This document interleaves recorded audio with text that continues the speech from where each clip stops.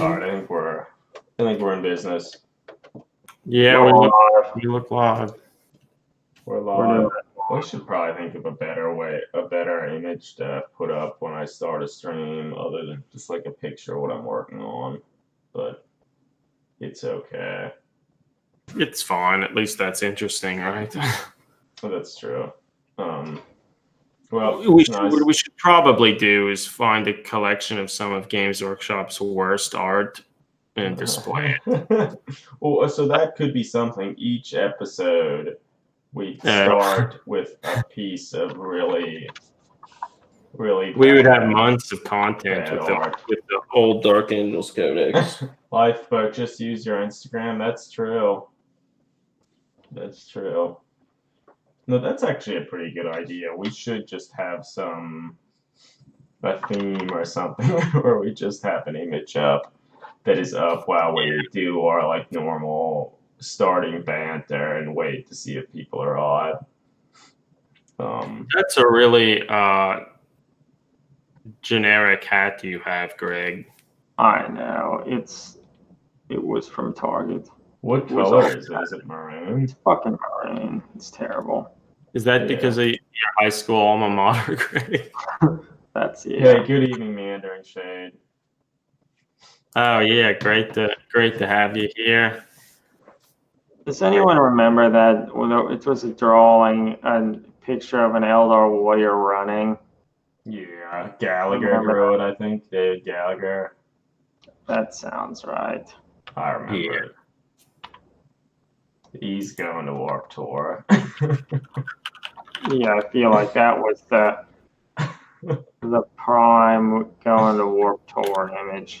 I'll say. Actually, that's a question. Was Warp Tour not going on anymore?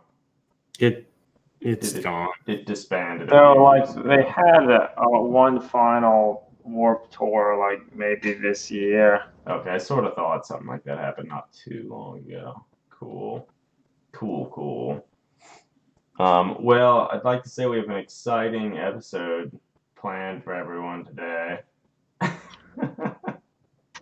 think it's somewhat actually pretty good. We have a bunch of things to talk about, and it's not just all model bashing.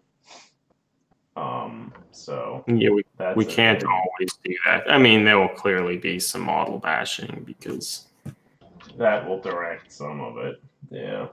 But I guess we can start out with our hobby hoedown section.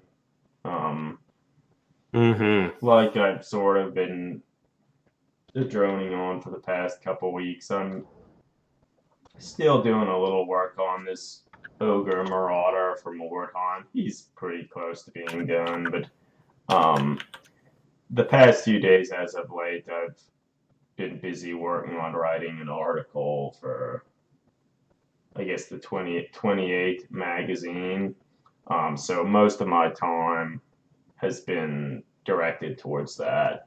Now we're really dragging our feet on that. Yeah, you know it.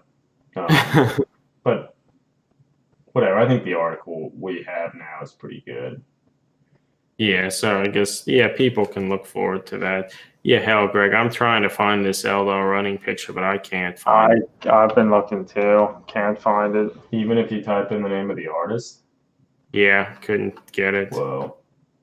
But yeah, so I've been continuing to work on the Ogre, making some small adjustments. I still haven't sculpted boots on him, but I think that's coming. I've been doing more work on like some of his like equipment and stuff on his back. Has like a little jug of what might be wine and some various pouches. And I've started roughly shaping out something for a dagger or a sidearm to attach to his side. So hopefully he'll be finished pretty soon. He's looking good. You thought it'd be a quick conversion? It just wasn't. Yeah, it just wasn't. Wasn't. Yeah. Eric, what about you? Have you been? I assembled some more Warcry terrain. Oh, and I guess you had sent earlier you sent me some pictures. You were working on painting one of the. I got back to painting one of Anna's Gardens of Hecate. She had a Kickstarter with a bunch of creepy little skeletons, skull creatures, and I've been sort of slowly starting to paint one with some, I don't know, various things, contrast paints, whatever, just to the intent of doing it rather quickly. And at this point, I haven't done a huge amount, but I hope maybe even this week to finish the first. It's just a way to get back into painting again and try some different things. And they're pretty nice in the sense that they're single part casts, like metal casts. So they're pretty simple and not like lots of folds or crevices. Yeah, I like that. That's nice. And such. So like, it's kind of nice old hammer like models and such. They're nice to paint. Yeah, but hopefully I can finish that, and I have another one primed as well to work with this also. So so I've been working with that. Nothing else of real note, but I guess maybe so. Greg, you often don't have. Well, actually, Greg found something. They were related to Warp Tour. Found an image that I made in 2008. A cursed image. One that I made in 2008. So the Warp Tour idea is a pretty old one. Why run when you can fly to Warp Tour? Yeah, it's a good question. It's a good question. Look at those the old Guardian or jet bike sort of Guardian models. I like their helmets. Yeah, but they were neat. Kind of with this in mind, and the fact that Greg, you haven't been doing too much hobbying stuff lately, I thought kind of in this section you could actually talk about like a band you've been listening to recently, or just even if you haven't been listening to them, just something that stands out that you'd like to talk about, since music is a pretty large thing in the three of our lives, and even our blog Between the Bolter and Me is kind of a pun off of a band. Between the Buried and Me, and our podcast is as well, sort of a play on a band name. So I thought maybe it would be fun to talk about different bands, or a genre, or whatever kind of is speaking to you at the moment. So with that in mind, Greg, do you have anything you'd like to talk about? I think recently I've been listening to a band called Street Sects. So Street SECTS, Street Sects.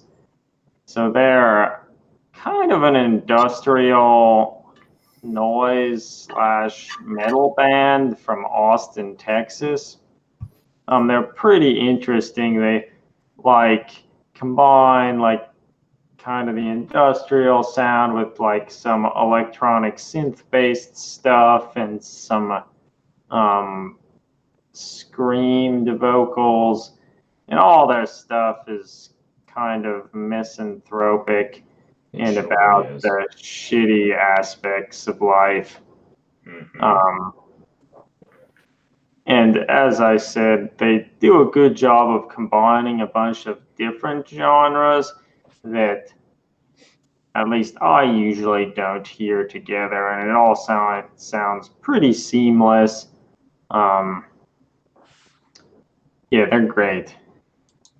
Yeah, so they are really good. I don't know, I haven't listened to a lot of their discography, but one of their albums, The Kicking Mule, I remember I listened to that a lot, and that has some really, really good ones. I remember one of the songs is called Everyone's at Home Eventually, and it's about some dude really who bleak. Kind of doesn't feel like he fits in with anything, and then at the age of 15 he starts drinking alcohol, and that kind of, for the first time, he felt all right with himself, but then he kind of he then goes on to say how he wasted half of his life being drunk. And he eventually gets away from that and thinks that, well, now that he's away from that alcohol, he could maybe finally have friends or something, but decides that he's going to do without that, just like he's going to do without alcohol. So yeah, none of this stuff's happy. But that's kind of fitting with the Warhammer 40,000 Yeah, lore and general ethos. So yeah, so next time any of you are painting models or whatnot, you could give them a listen. Like you can find at least most of their albums on their Bandcamp page, and I think a lot of it on YouTube as well. Yeah, it's all on their Bandcamp. And they have a pretty distinctive art style. Like, I don't know the name of the artist, but the one artist like does all their work, and like almost all their pictures has some Grim Reaper lady with a skull face, and like a naked lady with a skull face and a hood, and her name's Lizzie. And like all the artwork has Lizzie in it somewhere. Almost like a Grim Reaper of sorts. It has like a little sickle in hand sometimes.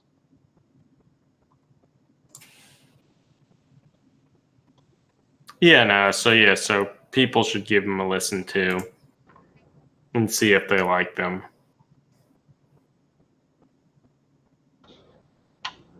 But oh yeah, I guess, do we want to mention kind of an artist or something that stuck out to us recently? Oh yeah, no, that's a good point.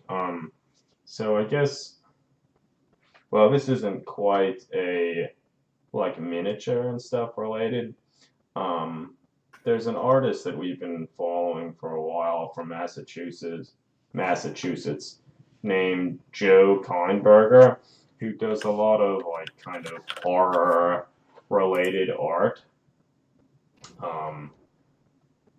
Yeah, Joe Keinberger's big into New England folklore and mythology and kind of classic horror movies, and he combines all that into a bunch of great pictures. Some like recently and around Halloween time, he seems to draw lots of delightful pictures of kind of like little pumpkin-headed imps and stuff, which are great. I found out about the artist because he did some work for a record label called Cadabra Records.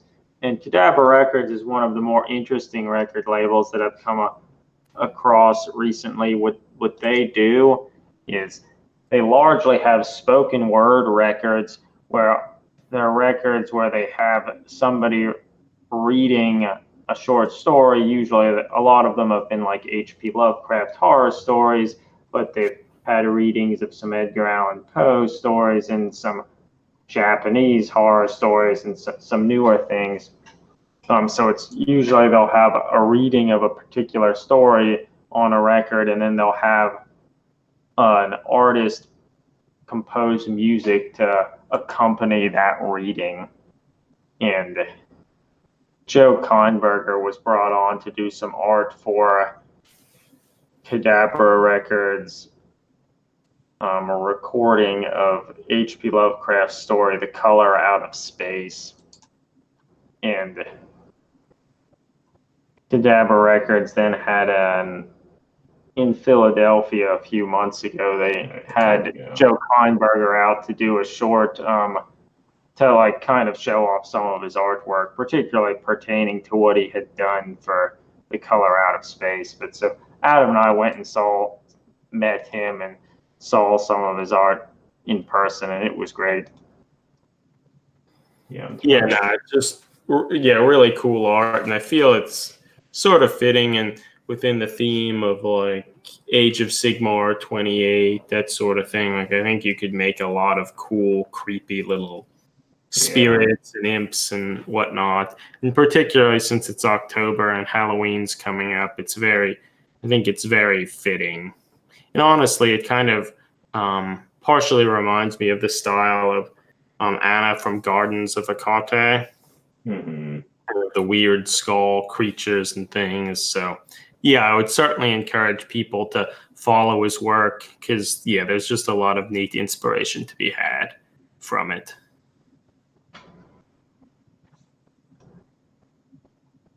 I suppose with that, do we want to kind of get into sort of some of, I guess, one of the main Oh, topics? Fury is a cool one of the Xenomorph. I do like xenomorphs.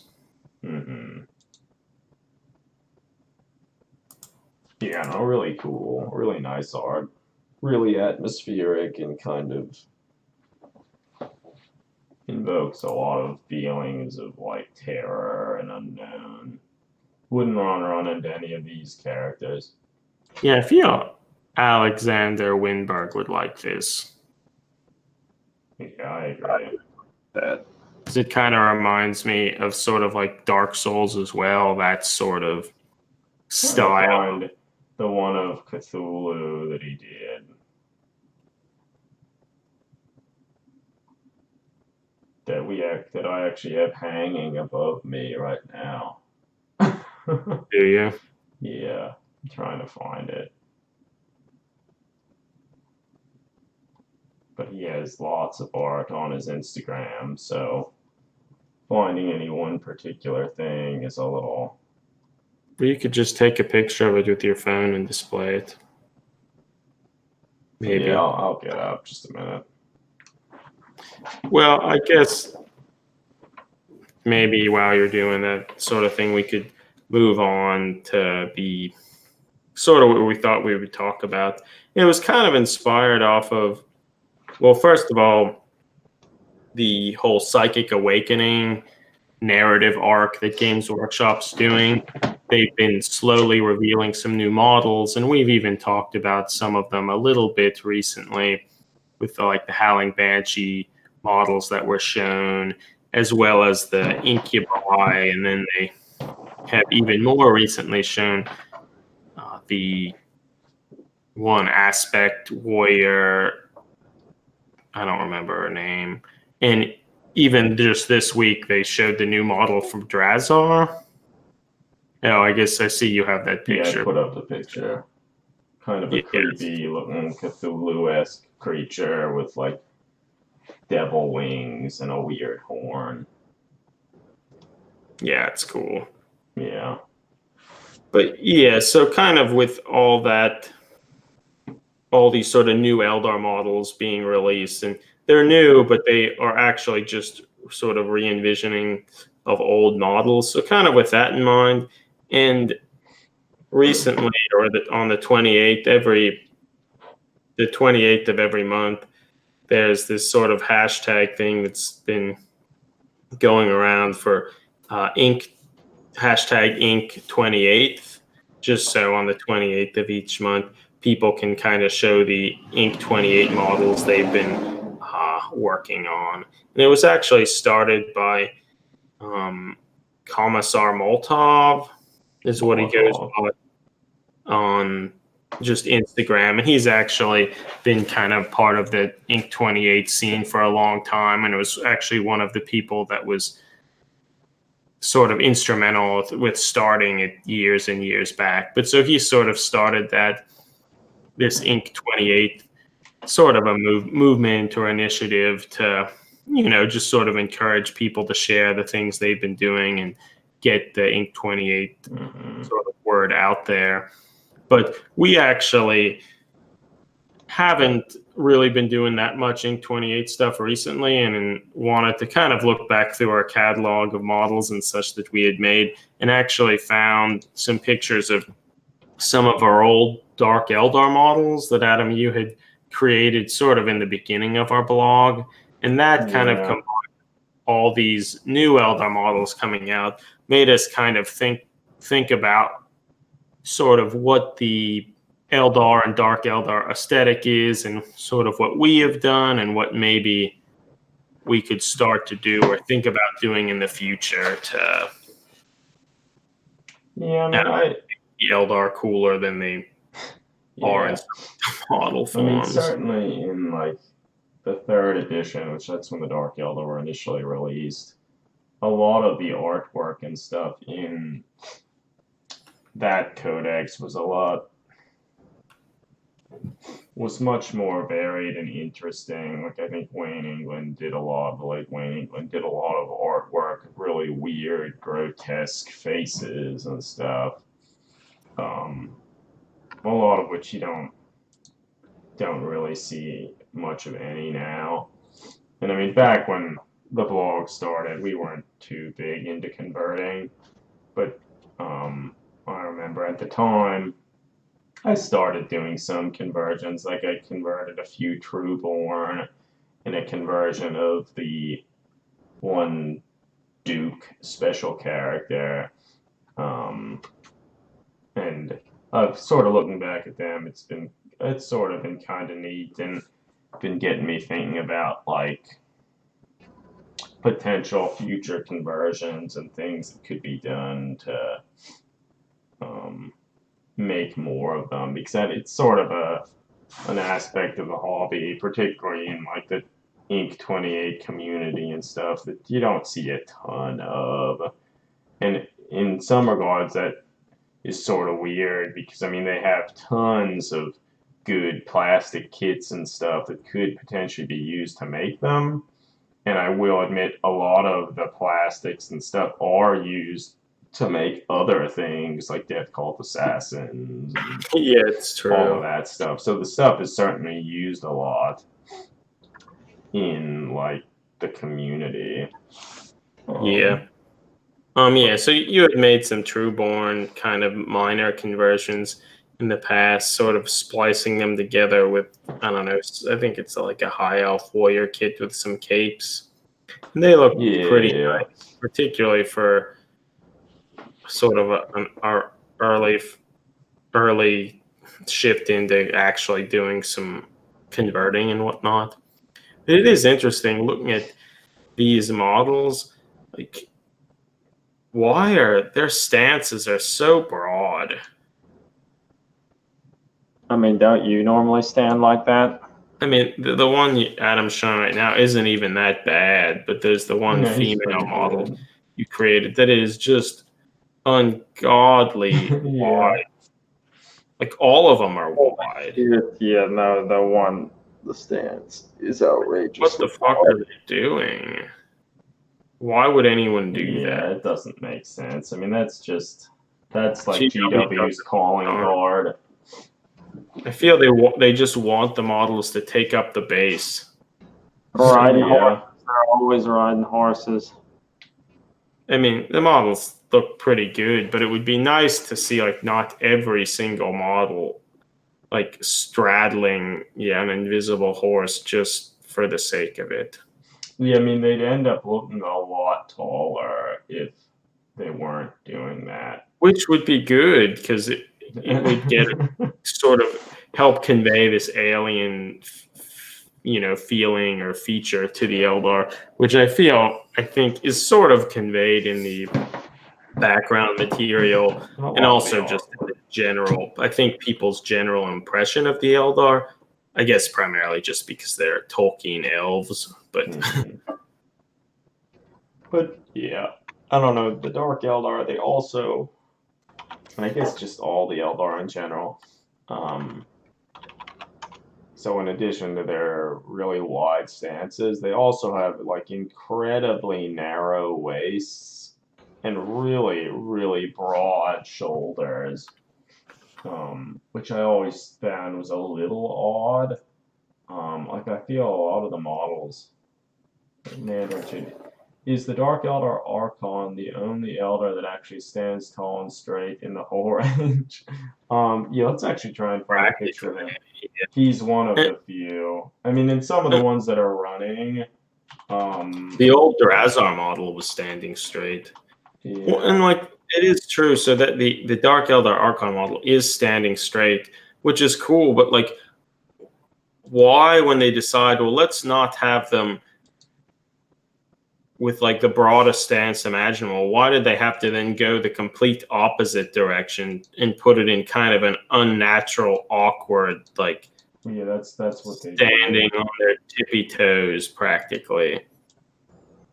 Like they still could have had the model in a somewhat relaxed pose. Well, I So mean, like, it's I just interesting. Yeah, the model he has. I almost feel I should buy the model to experiment with it. But like, it really makes stuff look awkward. Like, you look at like the size of his pistol and the size of his sword, him like crossing them up over his body. Um, really like kind of makes you chuckle. Like, holy shit! Like, it looks so top heavy and awkward.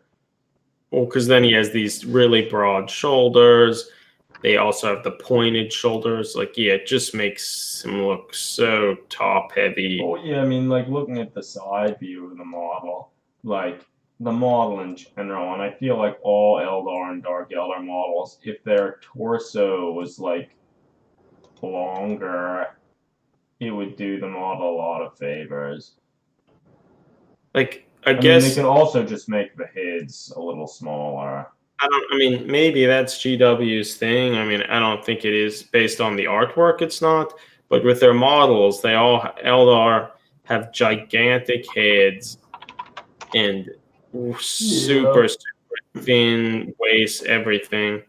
And because of it, it makes them not look tall.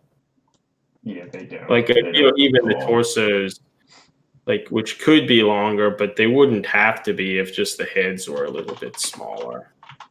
But it would still be better.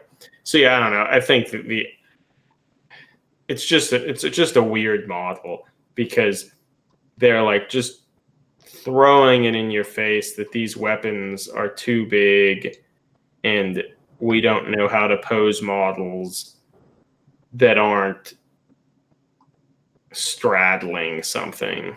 Okay, here's the old Drazar. I actually quite like the model of Drazar, the old one.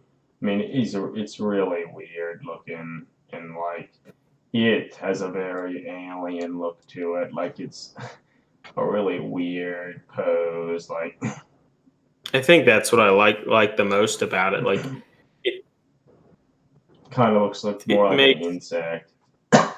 yeah, I mean, it doesn't even look like a creature could be fit in that. Like it makes the proportions of the Eldar seem very alien, which isn't what most of the others are. No, yeah, But not at all. yeah, I think, and I mean, we had talked about it a little bit with the Howling Banshee models and the new Incubi models. I guess they're still just sticking true to form with like that Archon model we just talked about. That yeah, they gigantic heads, wide stances, ridiculously thin waists, huge shoulders, not much of a torso. Oh yeah, so if we look at And like GW even just released like a nice wallpaper of like artwork showing a duel between Drazar I and like wish, I mean, I don't love this image, but like, I wish the proportions of the model were closer to what this image is showing. Like, he actually has a real body. I think it's a pretty good picture. The Howling Banshee, like, it's Yeah, it not looks good. fully thin. Looks pretty muscled. Drazar has his wide stance. It's pretty cool. It's But not yeah, like bad. the head is smaller and the torso longer, which helps suggest this alien thinness and how tall they are, which just is not Well, yeah, if we evident actually look in at the most of the model models. The itself. models just have this painful, heroic scale nature to them. And I yeah, I mean, don't I think actually rather like the model, but like, there are a of bunch of things. Drazar, you mean? Yeah, Drazar, but I think, like, if his abdomen had like maybe 2 or 3 more like armored segments to it, he would Maybe it look was a a little lot wider. better. Because yeah, he's just like this small but broad rib cage, a pencil thin abdomen that's not that short, and a head that's practically as big as the torso. In a really wide stance, they kept that. They kept that from like. It's interesting here that it's almost like, oh man, we made this stance too wide and it's really awkward. What can we do? Let's just make this weird base thing that he's on that so that he has to be straddling it. And so in some sense it works better than most of Yeah. GW's wide poses because In this sense, it they're makes giving sense why he's standing that way. they're giving him a reason to be doing that. I mean, it's Yeah. still kind of stupid, but there's a reason that he has this stupid wide pose. I mean, it's well sculpted. I mean, he looks nice. But I would really like it if his abdomen was longer. And because if you're looking at this now, I mean, or even if you, I feel a lot of this could also probably be fixed if his head was a little smaller. I mean, part of it you could argue like the helmet is just oversized, like Eldar helmets typically are. But I mean, it's still kind of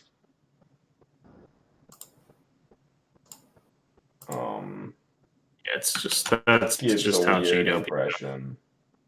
makes their Eldar models. Because looking at the Triumvirate box set for the end times, there was That's a that good one. example, yeah.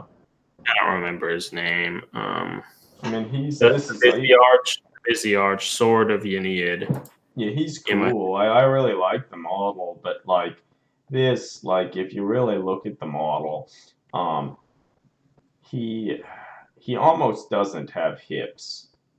He like doesn't have hips.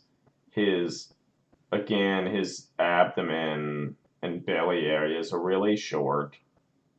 and Um, thin. and very thin.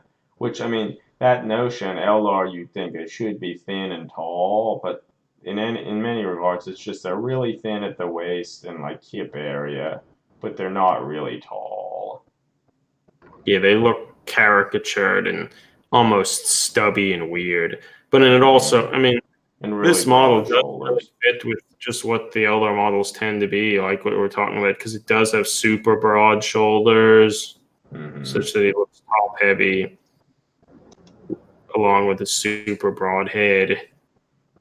So yeah, I feel I mean, so I feel like we actually have this model of Viziarch. I feel that would be a pretty good place to start for converting like an Eldar slash Dark Eldar. Like he's actually also largely just standing up pretty tall. yeah, true. So I mean he's cool. It would also help, as always, if this sword was like more lithe and graceful looking. Now it just looks like a It's really gigantic big. paperweight or something.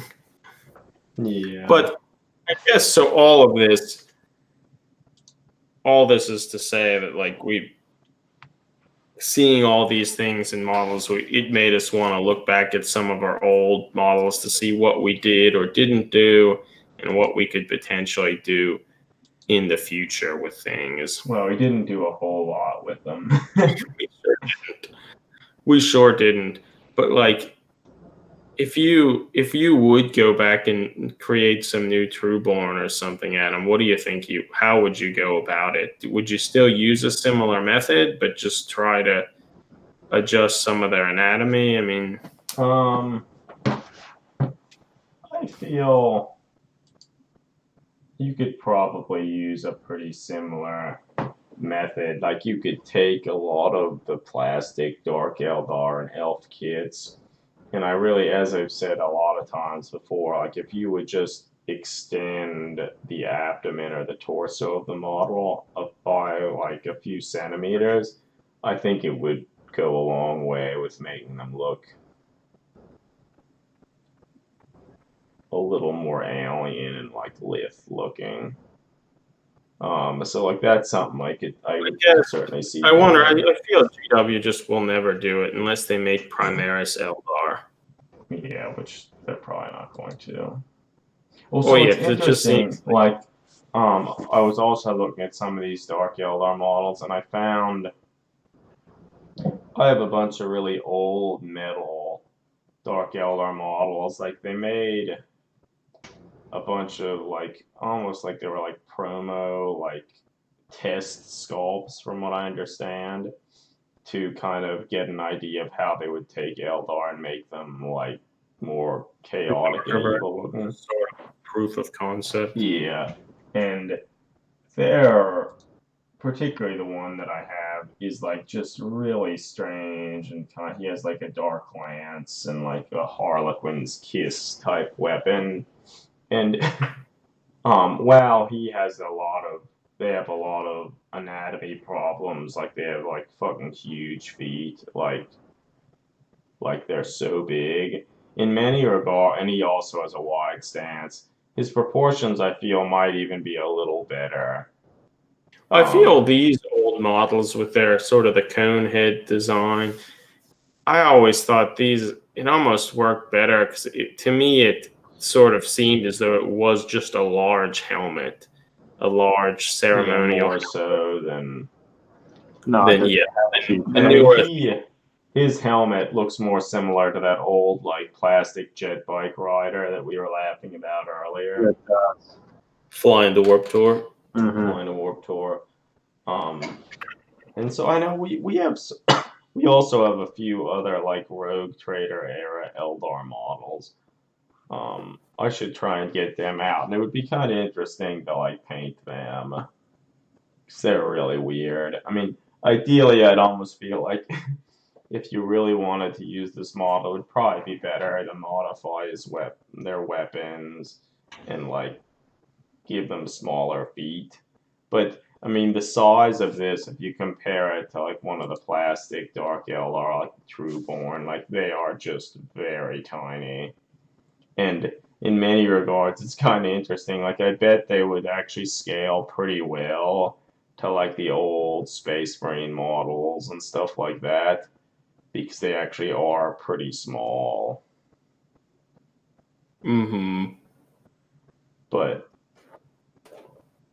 they're weird.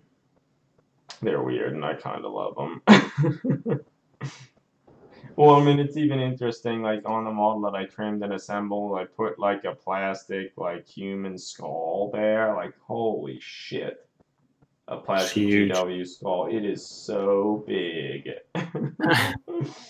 So, like, I know in the past we sort of joked about like Eldar anatomy and stuff. Like, maybe they're really tiny. Yeah, Well, with this, Alex Swinberg on the Mordheim thing. So yeah, I mean maybe they are. yeah, that this sort They're of very suggests that. super diminutive. They aren't tall. They aren't thin. Just everything you've been told is a lie. It's not just Hmm. about the Inquisition. It's also everything you know about the Eldar. Yeah, Which for me isn't that much. yeah. Yeah. Well, actually, we should try and find the picture of the Howling Banshee X Arch, right? You Have we haven't. talked about that on I stream? don't Maybe think we have. so. The Phoenix Lord. The dumb tassel that's flying everywhere. Yeah, I'm trying to find it. Good luck, man. It's probably It's the gonna be war hard. Yeah. wade through. Actually, was there a new Battle Sister Bulletin? It just shows pictures of the penitent engine, but nothing really new. So it's not even worth talking about, or not Yeah. much. Like they don't show if there's an alternate rider or anything. Yeah. Well, I'm pretty certain there is. I assume there would be, but I guess the even that rider and the penitent engine fits with just GW's understanding of anatomy that it's just like all rib cage, no, not much of an abdomen, Huge tiny hands. big legs, gigantic hands, huge head. So I guess it just the Primera sort of step slightly away from the heroic scale that they tend for their models, but most of the others are just firmly planted with in the heroic scale camp. So actually, if we're looking at the Phoenix Lord for the Howling Banshees, I think she actually looks pretty damn good. I mean, there are some weird aspects of the model, like on her spear of sorts, she has these like tassels, like billowing back, which I don't know. They're kind of weird. I don't think they belong. But It looks out of place, and it also it's like in front of the model. It's just like sort of a weird distraction. yeah, I don't know. I don't. They would. You'd want to remove them. I guess the weapons are large, but I suppose just to make a robust plastic thing that isn't won't break, which admittedly this still probably will break. There's not much they could do, but it doesn't look like a thin lift blade that she's using with incredible martial prowess. It looks like so I mean, it's also interesting. Like this model, this one like isn't nearly as like thin looking as like some of the other Eldar. Like she actually has more of like her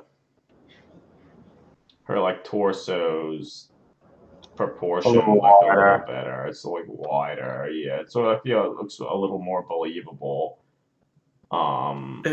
I think this is the best of the Eldar models, probably. Yeah, I think so. I mean, you could make it a lot nicer if you just made the spear yourself with some like brass tubing and some other things such that it. Yeah, I feel if it was a little smaller, it would look nicer, and it didn't have that tassel. But I mean, it still looks pretty good. I mean, she also has more of a weird pose, which I sort of was kind of befitting of the models. Because you'd almost like to think that they can move in ways that like don't seem natural, and like that is displayed a little better here than say Drazar. Or actually a lot better. In the subject of things breaking, because when you played Warcry last, didn't the person you played against who had the Unmade, yeah, they were playing with the Unmade. They commented several times, and there's a lot of truth to it. Most of the weapons and stuff for the Unmade are remarkably thin. And I remember they said like when they were painting them, they were like breaking off their spear tips and stuff. And I think they broke one of the models and they were putting them away when I was there. The spears still look too big on the models anyway, but in terms of gaming pieces, like there's not much you can do about it. Yeah, I mean, I feel in terms of gaming pieces, the Unmade, their like weapons and spears, I feel are close to the limit of what they could do. And like the spear, like shafts and like halves and stuff, they are actually pretty thin and well proportioned. It's just the size of say the spearheads and stuff like that are like way over the top. That's true. But yeah, they were all broken and mangled. And I could see you would have to be very careful with them. Like I feel the biggest danger would be if you were putting them in and out of a case. Like if one of the spear tips got caught in like the foam housing. Particularly battle foam's dense foam. Yeah, like I could easily see you just snapping the shit right off. Yeah, I like battle foam's cases, but I think their foam is often a little too dense. But KR multi-case, they have the soft foam. Yeah, I'd have to use that more to get a better sense if I like it better. Yeah, I haven't actually used them, but they do have a softer foam, which could be better for certain things. But Yeah. Yeah, so I guess that is a thing that GW always has to kind of balance the fact that they are making gaming pieces that they want to help Yeah. facilitate people knowing what weapons they have and things, and that's always going to be a little at odds with our tendency to want to hmm And I mean, focus on realistic aspects of things. yeah, but I will say in their defense, like everything, like in terms of their like weapons and blades and stuff like that, while they're still huge, they're a lot thinner than they had been in the past. Mm, So like they're a lot better. yeah, certainly, Um, certainly. and yeah, there is a limit to like what they could actually foreseeably do. Um, and like I feel Yeah, in for some gaming of pieces. Like if you want to just make a display thing gold for a painting competition or whatever, or even some of the stuff we have a tendency to do, I feel you maybe have a little bit more leeway that you're not gonna be yeah, playing these games and such. So, yeah. but I guess you had some pictures up a little bit earlier, Adam. But yeah, you converted a homunculus as well, right? Based on the plastic version of him, right? Yeah, and that like not too much was done to the model. Like I remember I modified like the model's super busy. The one I have, and I remember I replaced one of his hands with just an open hand. And then I Was he like holding a soul trap or something like that, I think so. something Or like another? that. Yeah, I don't remember what it was called, but maybe the skull trap is from the Archeon. yeah, I think that's true. This was something else. The box that Urian Karth might have had, or a similar thing. Yeah, but with I don't this know. one, like I modified his like sniper rifle a little and like actually gave it a scope and um made it He's such that he wasn't pulling the right. trigger. Um so like I modified it a little. And there's still more stuff that ideally, like looking at it now, I didn't do a great job. Like the scope, I would have to modify where the eyepiece is because I think it would be hard for him to actually shoulder it properly. Yeah. But I mean, overall, I think it looks pretty good. And this, you kind of have a very clear look at them. They're really skeletally thin. Um, Well, but which so that's the interesting thing that I feel people think about the homunculus as being like extra thin, mhm, but like looking at most of the models, it's who not are even true. wearing like body armor and like They're they're all like the same, yeah. like the thinnest waists, the biggest heads. It's, yeah, that's just hmm tell their anatomy for you. yeah. Doesn't look cool, but it's what we have. Which that's, I guess, maybe even to move on, like what would be fun to convert stuff in the future. I think it will be neat when those Aussie Arc Bone Lords or whatever this new Age of Sigmar thing is called. I think maybe being able to combine elements from some of those models with some of the current Dark Eldar models, hmm Yeah, as well, while kind of incorporating some of the things we've been talking about. I think with like the longer torsos, maybe not as wide stances, those things, I think could result in making better looking Eldar or Eldar that to me are neater and just at least more in line with how I envision them. more alien and creepy looking. Yeah, like a lot of those new skeleton models that will be released eventually, like I think a lot of that could be used pretty well to make kind of weird looking bone, like wraith armor type stuff. Um, it will be interesting to see like how they're scaled and like how big they are. There's a chance they're huge, which they probably are. Actually, I just sent a link about because The Polysmith, which probably a lot of you are familiar with him, he does a lot of really incredible conversions, mecha and things. But he, a little while back, did a great zebra thing of kind of his thought of an Eldar warrior. And honestly, this kind of goes along with a lot of the things we have been talking about. And like, I think something like this is a lot more like what I think of when I think of Eldar, even though there's not that much evidence to suggest it's what they are, other than maybe a little bit of the artwork. But in this, he kind of adds some sort of bone-like elements to the armor, which sort of fit with this idea of wraith bone, which is kind of a big thing. But also, like, there's a torso there. He's not in like a power crouching. Power metal like guitar pose.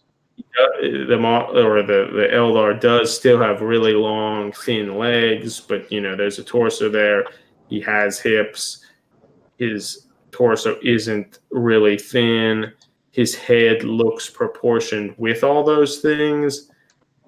His shoulders. Also made like a conversion of one and painted one too. And so I feel it'll be neat if when some of those other bone models come out and things, if we could go and try to maybe make some conversions that fit a little bit more to what we've been talking about, to fit with the artwork as well as just our general image of what an Eldar warrior could be, and likely also just sort of also kind of fitting the image that the Polysmith also has. Which, if you're not following the Polysmith, you need to. You should really do that. He's also on Twitter and such, but I think most of the things he posts kind of show up on either or. So, but he's like a legend. A kit basher extraordinaire, a sculptor extraordinaire. He's like really good at painting. Like he has it all. Well, I feel what he does is he'll take like a particular part and look at it more for the shape and the profile and think of what could he do with that shape, rather than looking at it for what it was originally intended to be. Which honestly, Weirding Way kind of has a similar he does a similar sort of thing, that looking at it in terms of shapes and what he might want to do with it. Hey friends, I think I'm gonna go to bed. It's getting late. So enjoy the rest of the stream. Sorry for ducking out. It's fine. No problem. I'll talk to y'all later. We're getting back to our usual stream numbers. Not many people watching.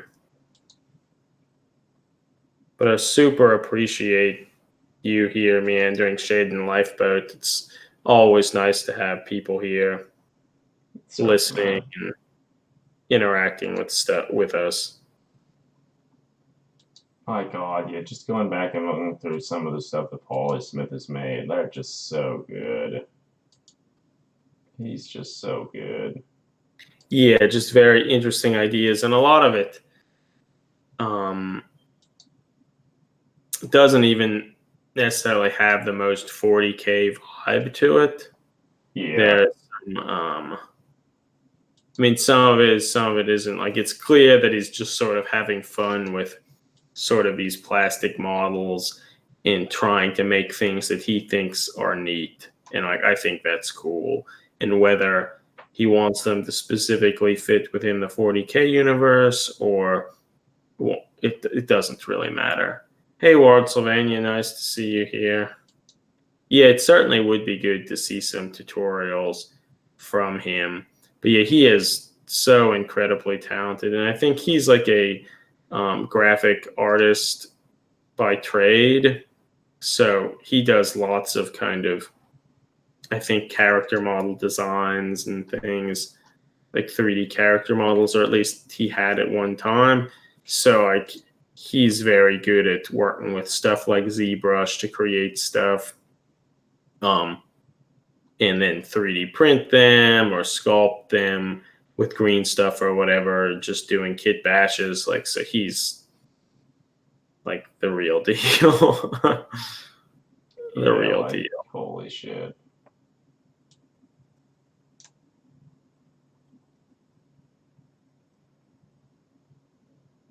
Yeah, like really impressive.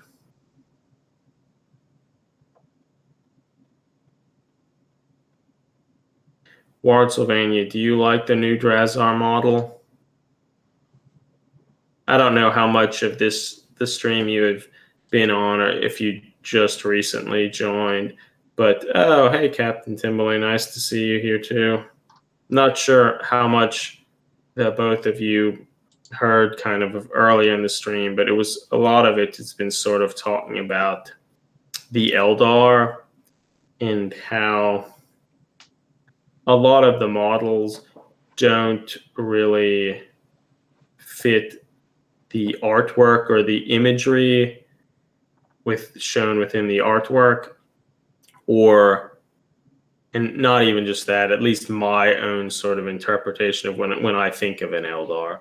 I don't know, maybe I'm not even saying that the character's name right. The Incubi special character from the Dark Eldar, Drazar, or something like that. I always called him Drazar, but I never actually looked that closely at what his name actually is. Yeah, I feel I don't always do that. Where is he even? That's probably it, Drazar, yeah. The Master of Blades. But yeah, so we were kind of talking about some of those models and some of the kind of conversions and such years back that we did with some Dark Eldar models, and maybe what would be fun to do in the future. The Howling Banshee, like Janzar, whatever her name is, I think is better. It looks more alien and has still kind of some of the weird vibes and weird sense of motion. I think this is still a nice looking model, but it doesn't. It still kind of just looks like a fancier looking Incubi, whereas losing a lot of kind of the weird alien insect like qualities of the original Chris Fitzpatrick model, which I think, not that Chris Fitzpatrick model was particularly good, but it still always sort of held a place in my heart just because of how odd the model looked. It's almost really odd. Geiger sort of influences to it. Yeah. And I like that. And I'm honestly somewhat surprised that they didn't keep more of those elements in this model, because GW has often been pretty, I don't know if I should say good about it, but they often keep a lot of elements from older versions of the models just out of sort of homage to those. Yeah, I don't know. Yeah, the Drazar model, he's also in his kind of like power metal, like squatting pose. It's not as bad. His abdomen is, as we talked about earlier, is like really stubby and short. His shoulders are super broad. And then he has like a huge helmet, which all kind of just adds up to something that looks just kind of weird. And then his like, he looks like he doesn't really have an ass, or if he does, his legs don't really attach to hips. I mean, which all again, the Eldar models like don't have hips or an ass, so. Which I guess that's just Eldar physiology. But I personally don't. It to me seems more like just an awkward design choice that they have just stuck with, not because this is a physiology or anatomy that they think is sensical. Yeah. Yeah.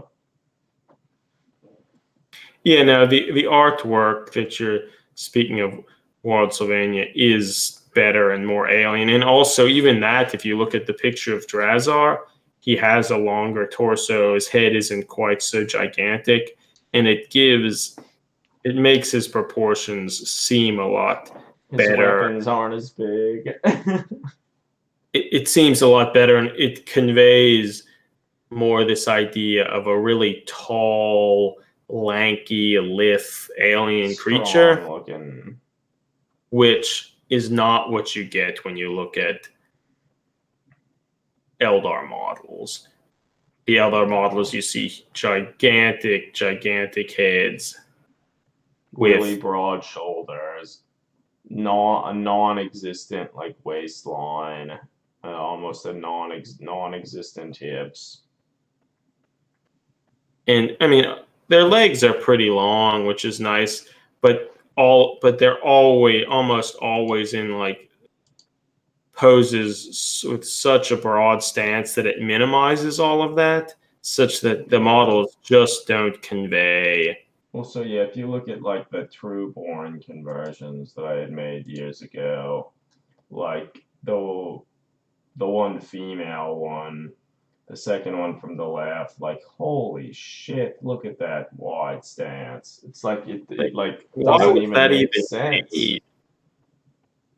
Like, I mean, in some of them, you could imagine, like, oh, maybe it works well with, like, their gigantic splinter cannons that they're trying to brace for shooting something. But it still doesn't. I think that pose still looks ridiculous. If anything, it almost seems like maybe it's more of a practical thing. Like, they wanted them to really take up the base, the 25mm bases that they had. But It would be harder for you to break them off at their ankles. Yeah, but ultimately, I think it kind of does a little bit of a disservice to conveying their height. Yeah, they don't look. Well, in some sense, because to maintain it is certainly the GW look, but only for their models. It's the look that I feel that's a look that they've had for years, and it's just what they do. They want to keep this tall alien vibe going, but they're really sticking to their guns with having this very heroic scaled proportions. And I think it's just very at odds with the artwork. And personally, it's not what I think about when I think of the Eldar, even though I don't even know how I have my vision of what Eldar are when none of the models really fit with it. But I suppose you'll know it when you see it. I suppose the fact that a lot of the artwork is just very different from what the models look like, maybe goes along with this. But that dichotomy, I think, is kind of weird. Yeah. But I feel like at this point they kind of can't change it. The only way they could change it is if they like Primaris the Eldar, made like a Primaris like Eldar creation. It's like, because it's a different thing, we can fix it. Which is, I feel, what the Primaris ended up being like. Since they're not Space Marines, we're gonna fix it. So, in some sense, I feel it just means that almost all GW models I'll never be that satisfied with because they're so beholden to their previous models. Yeah, it's almost like there are some rare instances when they're just like a lot better, and that's what you always will end up turning back to and wanting to use those models as a basis for conversions and stuff. But that's fine. I mean, I guess we're just not the average clientele. No. So but I think Maybe when they release those new Bone Age of Sigmar models, maybe I'll get back and try and convert a few Dark Eldar and try and make them look a little more weird and interesting than the current models. Although Yeah, I that think being said, me getting out and looking at all those old Dark Eldar models that I had converted and stuff along with the Duke, I do like them. Like, they're fun, and I think they could. I'd hesitate to say you could use this as a kill team because you really couldn't, because they really limit what you're able to get. But like, I think they would be fun to use, and I think they kind of look pretty good together, despite a mhm. lot of the flaws. Yeah. Never did paint any of my Dark Eldar. Well, that they were made back in the early times of the blog before you had like painted, or Yeah, that was a time when in a I hadn't time when painted for years. you had a long period of time of not actually painting anything. Hmm. Actually, something we could talk briefly about or ask just of the people watching. What do people think of the reveals for some of the new Warcry models? They revealed one of the Spire Tyrants, which is one of the other war bands that really had only a silhouette was shown, but they're like gladiators. And they revealed one as well as some other ogre thing. And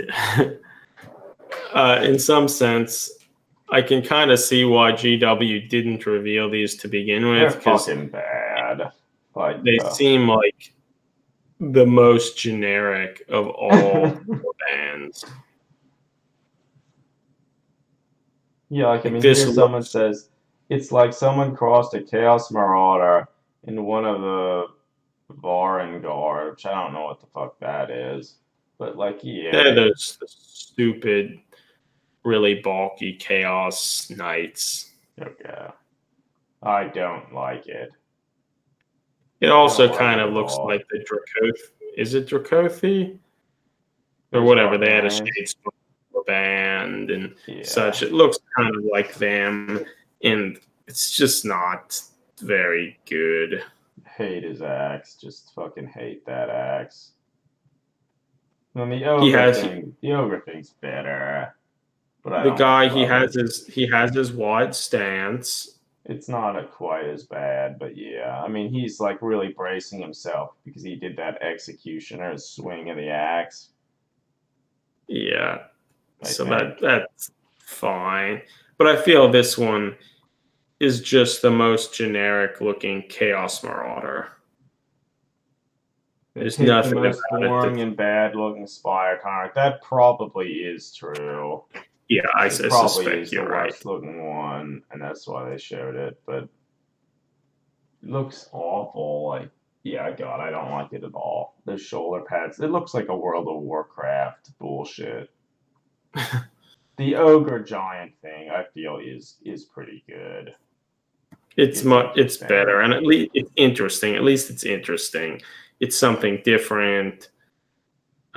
So I like that, and Yeah. it's like an ogre giant type thing.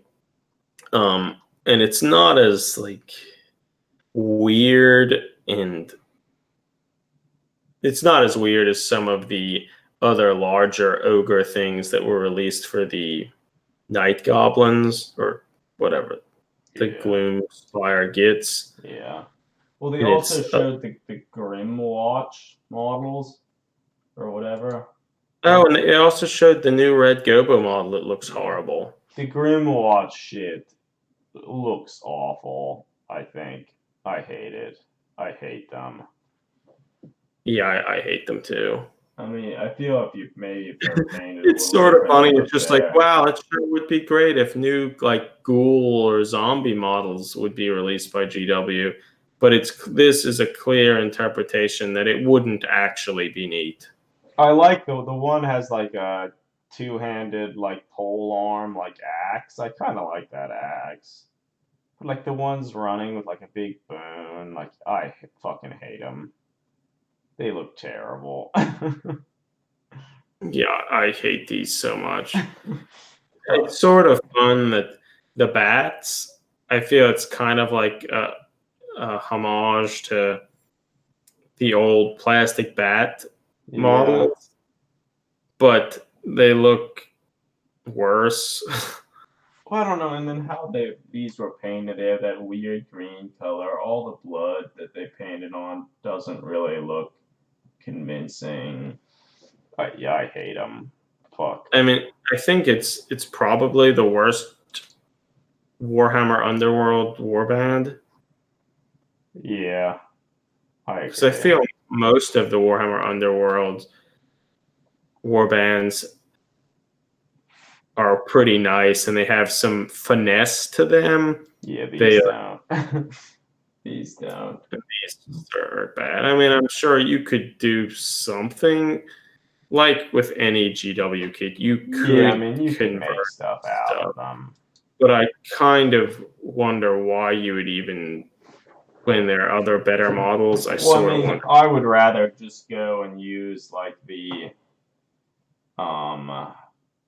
what is it? The Hobbit, the little Hobbit goblin plastics that people use all over the place. Like, I think they look nicer than these. I mean, these are probably much Yeah, bigger. the scale's different. So if you wanted like a larger thing, I think it could work. And yeah, Okay. some of the heads I think maybe could be useful. So like you could do something, and the fact that it's probably only going to be like $35, so it's not wildly expensive, and it's not like it's released as like a ghoul kit that has like 20 bad looking ghouls.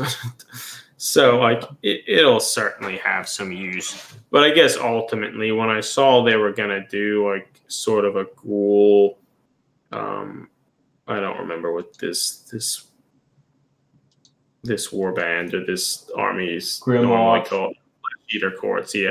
Like when I heard they were doing a Flesh Eater Court thing, I thought like, oh, this could be exciting, thinking that it could be some weird kind of horrifying flesh constructs or something, sort of like Nicholas Treggio's been doing. Yeah. But no, it's generic bad. I think there is a female one, I think, in the center. She's probably the best looking. Yeah. I think she actually looks pretty good. I like her. And I sort of like the one with the axe. And none of the rest then. The rest are all look pretty bad to me. In another case of GW, like taking something and making it worse, they looks like they're making a Christmas version of the Red Gobo, which is like an old Gretchen Grot special character that's kind of like a little Gretchen commissar. That Brian Nelson had made a super cool model of it. I mean, this one, I feel this model is pretty good too, but it doesn't quite do what the Red Gobo did, the original one. It's certainly not a bad model in any degree, but it's certainly so much worse than the original Red Gobo.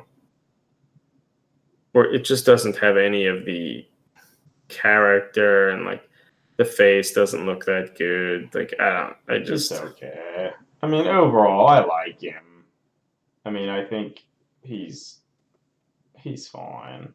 I like the little tree thing he's holding up.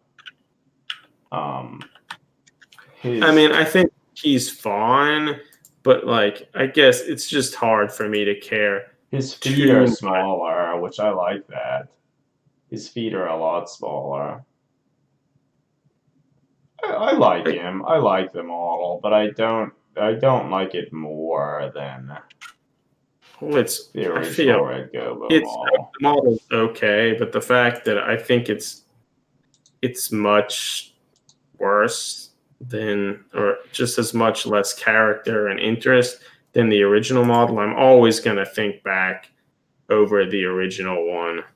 Yeah, I mean, this new one, I will say, like, the size of like the hands and the size of the feet are all smaller, and I feel that looks a lot better than the original like Brian Nelson one. But the Nelson one I liked his face a lot better. And I liked his weapon better. Like this one, it looks fine. Um but I feel I sort of wish they had just remade the Red Gobo and not the Christmas version. But I guess you could pretty easily convert him. But then again, I still feel like why would you convert it when you could just have the original? I mean, I guess you can't really have the original, so Yeah, I don't know. Maybe we should get the model, modify it a little, and bring do up the something with original one again, Adam. do something for Christmas. We have the original, right? I think. Yeah, I have it somewhere here. Yeah. I mean, I like him. I'm happy they made him. Um,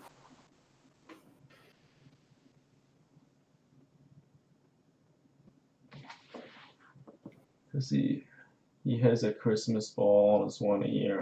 Can you bring up a picture of the original one? I did briefly, but I'll bring him back. Yeah. Yes. His face is a lot fiercer looking. Maybe I can find a bigger one too. I don't know. And it's funny, like they have the little like human skulls on his like club. If you compare his head to like the size of human skulls, he just has a huge head. He's missing a lot of his teeth. This is a small image, but it's kind of like a side view of the Red Gobo. Oh, maybe Yeah, God, I loved him. His face is awesome. His like a little scarf is really cool. To me, I feel it gets across more of how like Brian Nelson is such a great sculptor that can add so much sort of character and visual interest to things. And I think all that character in the face, the facial expression, the missing teeth, and just the general shape of his face is so much better. Yeah, I do like it better. The newer goblins that Well, I mean, this newer goblin, he's less exaggerated, which in many regards I actually sort of like. Like I do still like his face. His teeth are weird. Maybe he actually replaced his teeth with like metal shards? maybe. It sort of looks that way. I find when I see the picture of his coat there, it reminds me of Devil May Cry. Yeah, that's true. Okay, Mandarin Sage says, this literally looks like a sculpt over one of the current plastic Gretchen. Yeah. Yeah, I don't know. Like you said, like I shouldn't be too hard on it because it's well done. It's just I like it. I'm happy they made him. I love the Red Gobo, the original one, so much that and like all the Rebel Grot models that were released during Gorka Morka, like I feel they were so good and they were the best Gretchen ever. And they made the plastic ones, which are the plastic Gretchen, which are fine, but they just don't have they don't look nearly as fierce. No. As like the ones that Brian Nelson sculpted all those years ago. Yeah.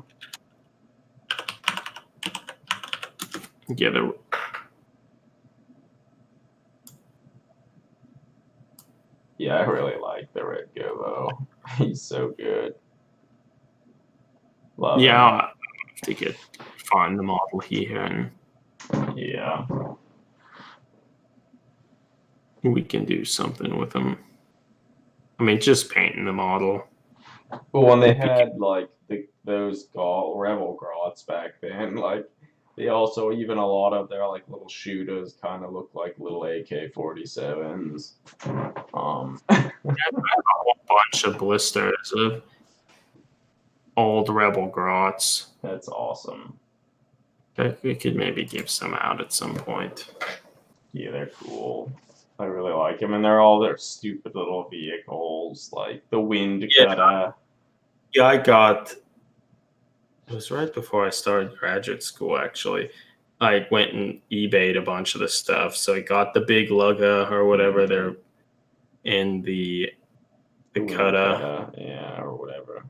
Bunch of blisters of Gretchen, and we're assembling some to have like a Gretchen, like a Rebel Grodd army. We're not army, but Warband. Yeah, they're cool. I like them. I like them.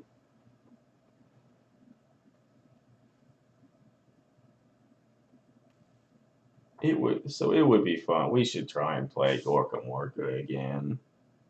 We'd have to make orc war bands, which that's another thing. Like the Eldar, it would be neat to do some more work with orcs because I feel there's a lot of room to like experiment and do stuff with them as well. there's something that their like physiology has changed so many times over the years, and even to the point that even like even Brian Nelson's sculpts of them Oh have. yeah, they've changed tremendously. Like some of the newer like orc models for Age of Sigmar, I think are probably the best. Or they are. They've Yeah, refined the concepts and like the body types and all that stuff. Um, the secret was they moved away from multi-part plastic kits. no, yeah, I mean that's true. Yeah, So they could have it such that their arms attached in a way that like when suggested they yeah, actually had muscles. yeah, and also like how their like torsos weren't nearly as thin. Yeah, because it wasn't that ball jointed thing. Yeah. Their No, hands that are was a lot big. smaller.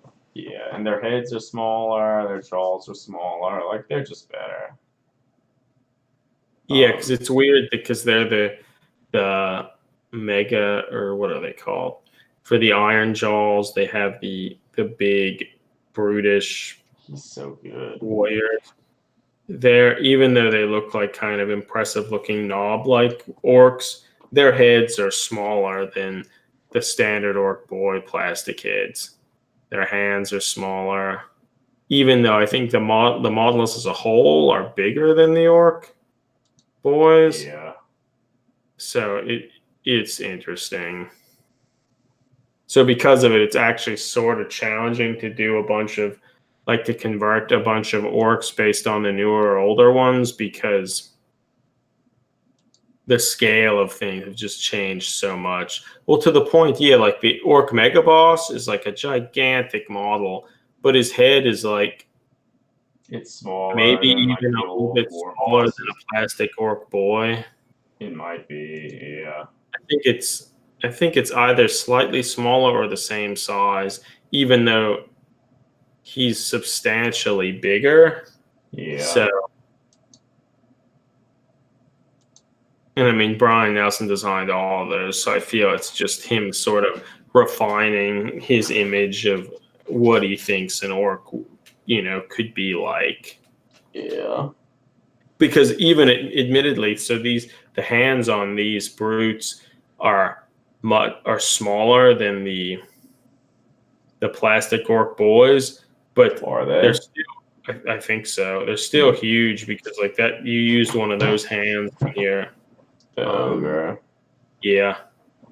So I don't think they're necessarily smaller than the orc boy, but I mean they're not very different from. Yeah. They look good. I like them.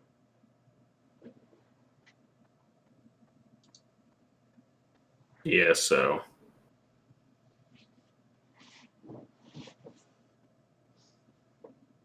Yeah. Scale's a difficult thing. Mm-hmm. And because I feel they're just kind of on like a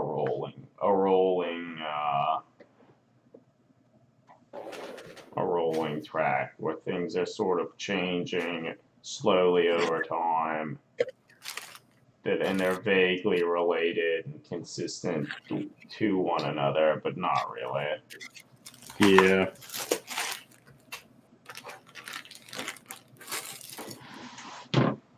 So I don't know about you, Eric, but I think maybe I'm about ready to call the stream. Yeah, I think we've reached the end. I didn't think we'd complain about models as much in this stream, but well, It's just too hard to get away from it. yeah, it's true. We went right back into it. Yeah, well, thanks everybody for joining us and the conversations and such. We'll certainly, as soon as we actually start working on converting some like Dark Eldar or anything of that nature, we'll be talking about it here. Probably here first, and then eventually on Instagram and the blog as well. Yeah, it's true. But yeah, again, nice having y'all here. Keep on enjoying the hobby, and we'll hopefully talk to all of you again soon. Yeah, thanks everybody. Over and out. Yep, see you.